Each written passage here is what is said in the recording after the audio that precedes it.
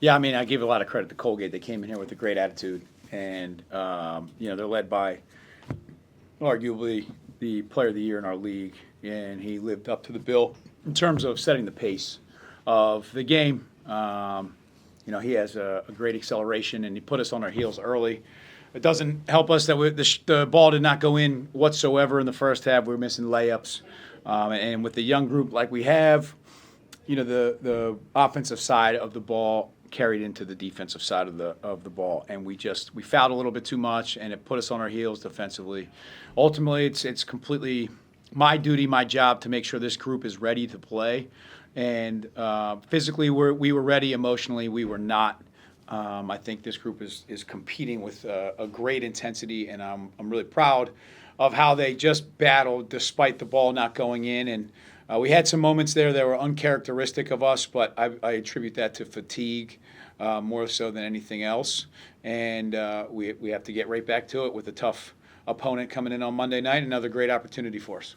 I mean, honestly, I even felt there were sequences in the first half where it would have been nice. Okay, we miss a layup. That layup turns into a three. We did need to finish a few more possessions offensively to counter those threes. But for the most part, we did enough defensively in the first half. We held them to 38% and from the field. And what really hurt us was we had 9 turnovers and 2 assists, and we gave up 8 offensive rebounds. Yeah, and that I just attribute that to this group really coming out with, I think, physically ready, trying very hard to,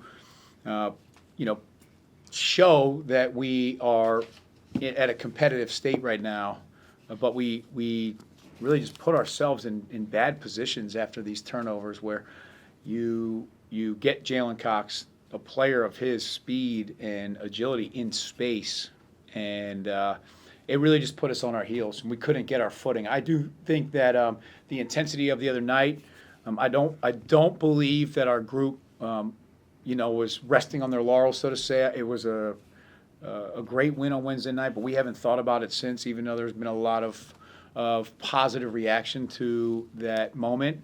That being said, I do think it's led to some fatigue. I did see, for the first time tonight, I thought Amendoris was a bit physically fatigued, and he's been playing Iron Man minutes along with Pat Curtin and Achille Spadone and Jaden Williams, and then we had 2 fouls with these 2 guys in the first half, so it definitely disrupts their overall rhythm, so to say. And for young players to now have to sit for as long as they did, and then try to stay in that competitive mindset, that can be a bit challenging. I thought that showed itself a little bit too often.